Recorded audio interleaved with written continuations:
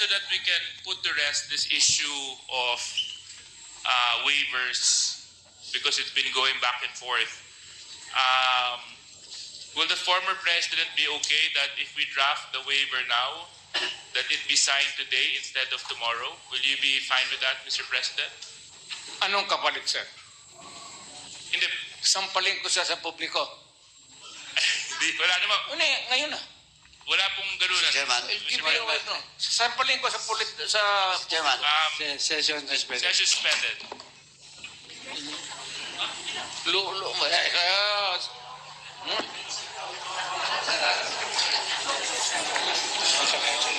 Sabit.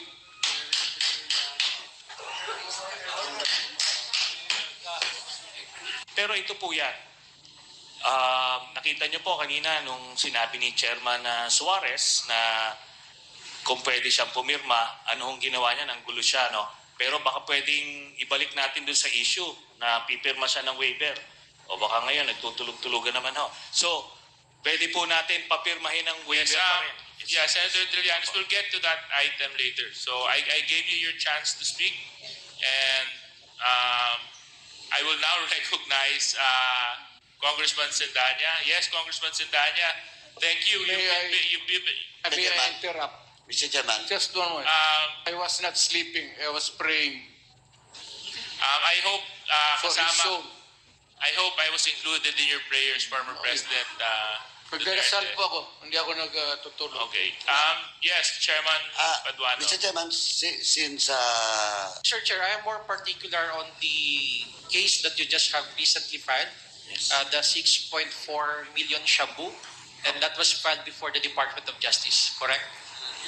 Opo, yes, Mr. Chairman. May we know, Mr. Chair, what is the status of this case pending before the DOJ? Ngayon po, nasa case build-up stage siya. Pero ano po ito, no? Open and shut case ito dahil yung ibang involved dito na akusado ay actually na-convict. So they will just be using the same set of evidence. Pero this time, it will include ito na mga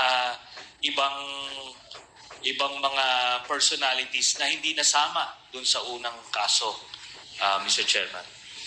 And aside from Mr. Chair, may I interrupt? If this is an open and shut case, why is there a build-up until now? Nagmamakawa ako sa Diyos na i-file na. Dispense with the investigation, file the case in court. Darating po tayo dyan, Mr. Chairman. Pero ito po, no? Buti nga yung anak niya na drug lord at saka yung son-in-law ay... I take exception to that statement, Mr. Chair. please... It is not fair. It's my opinion. It's my opinion. Ikaw nga, pinapapatay mo yung mga suspected. Session suspended. Wala ka na. Ano? Sani. Sani. Huwag kang mag-ate rito ng ganyan. You do not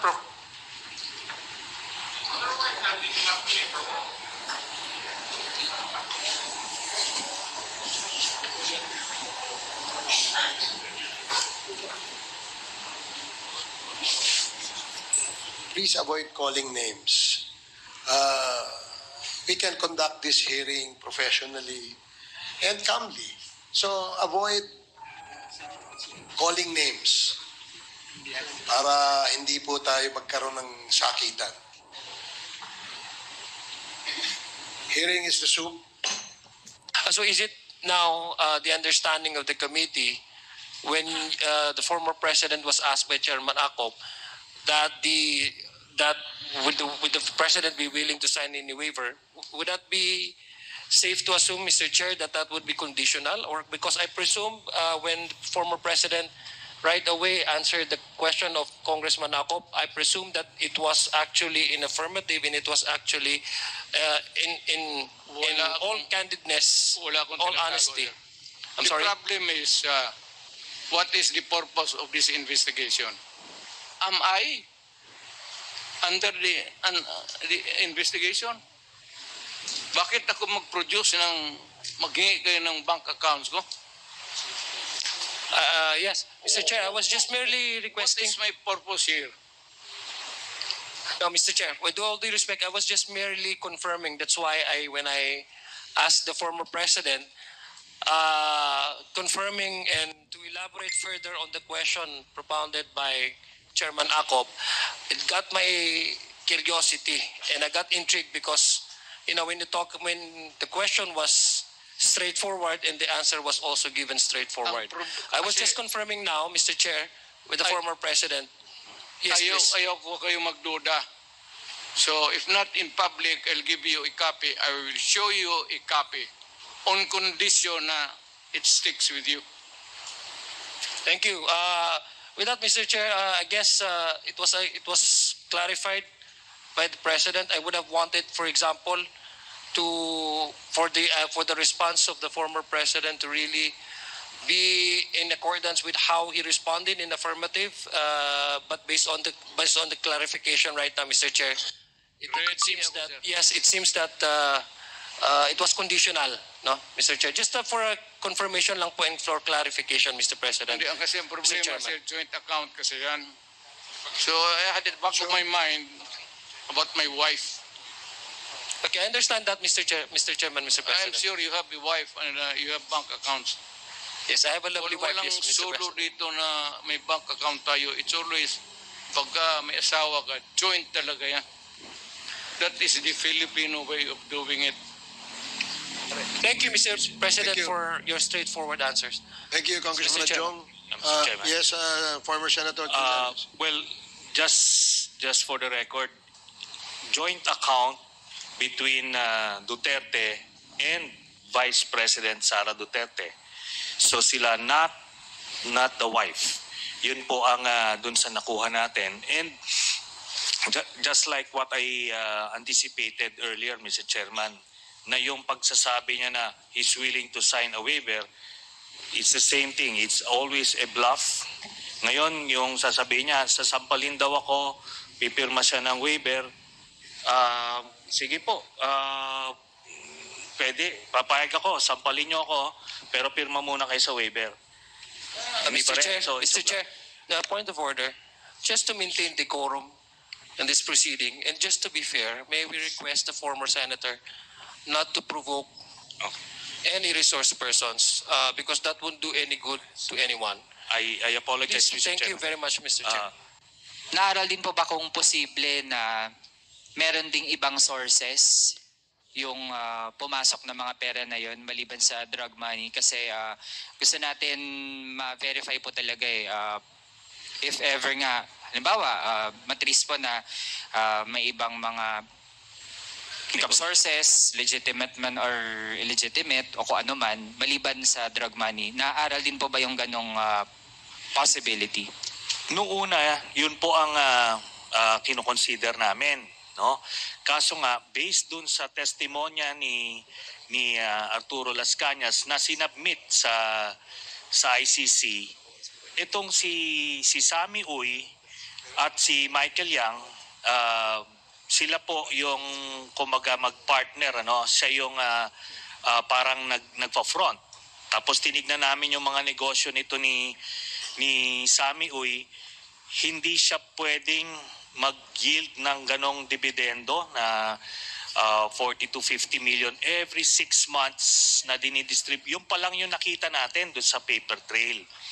Tapos doon sa sinabi niya na ilang instances doon mismo sa isang Shabu laboratory, doon sa involvement nito ni Sammy Uy, lumiwanag po sa amin na drug-related yung mga pumasok na pera dito kay Mr. Duterte. Kaya nga, pinoproteksyonan niya ng todo. Nakita nyo, di ba? Ayaw pumirma ng waiver kahit ito na, sasabihin niya, babawiin niya because ando doon lahat ng sikreto. And sabi ko nga, na-validate na po ito ng Anti-Money Laundering Council through the ombudsman na nakakuha rin ng same set of documents, then ultimately in an impeachment court and criminal court, lalabas po yan. No? Lalabas po yung mga ganyan kasi may mga exemption sa bank secrecy law yung itong criminal investigations sa korte. Yun po, Mr. Chairman. Thank you, Mr. Chair. I respond. Mr. Chair, I have Alam mo, other it's questions. taking eternity Gusto ko for, munang i-address dire-diretso kay 1 minute Senator suspension. Jimenez. tamaan eh. Mr. President. Naaral din po ba kung posible na meron ding ibang sources yung pumasok na mga pera na yon maliban sa drug money? Kasi gusto natin ma-verify po talaga if ever nga, halimbawa, matris po na may ibang mga income sources, legitimate man or illegitimate o kung ano man, maliban sa drug money. Naaral din po ba yung ganong possibility? Noong una, yun po ang kinoconsider namin, no? Kaso nga based dun sa testimonya ni Arturo Las Cañas na sinubmit sa ICC, itong si Sammy Uy at si Michael Yang, sila po yung kumaga mag-partner, ano? Siya yung parang nagpa-front. Tapos tinignan namin yung mga negosyo nito ni Sammy Uy, hindi siya pwedeng mag-yield ng ganong dividendo na 40 to 50 million every 6 months na dinidistribute. Yung pa lang yung nakita natin doon sa paper trail. Tapos doon sa sinabi niya na ilang instances doon mismo sa isang Shabu laboratory, doon sa involvement nito ni Sammy Uy, lumiwanag po sa amin na drug-related yung mga pumasok na pera dito kay Mr. Duterte. Kaya nga pinoproteksyonan niya ng todo, nakita nyo, di ba? Ayaw pumirma ng waiver kahit ito na, sasabihin niya, babawiin niya because ando doon lahat ng sekreto. And sabi ko nga, na-validate na po ito ng Anti-Money Laundering Council through the ombudsman na nakakuha rin ng same set of documents. Then, ultimately, in an impeachment court and criminal court, lalabas po yan. No? Lalabas po yung mga ganyan kasi may mga exemption sa bank secrecy law yung itong criminal investigations sa korte. Yan po, Mr. Chairman. Thank you, Mr. Chair. I respond. Mr. Chair, I have Alam mo, other it's questions. taking eternity Gusto ko for, munang i-address dire-diretso kay 1 minute Senator suspension. Jimenez. tamaan eh. Mr. President. Sabi itong mama, accusing You're suspended. Okay, yan na lang muna ang ating pinagtunghayan na balita Suspended tayo, sa ating GS News today. Okay?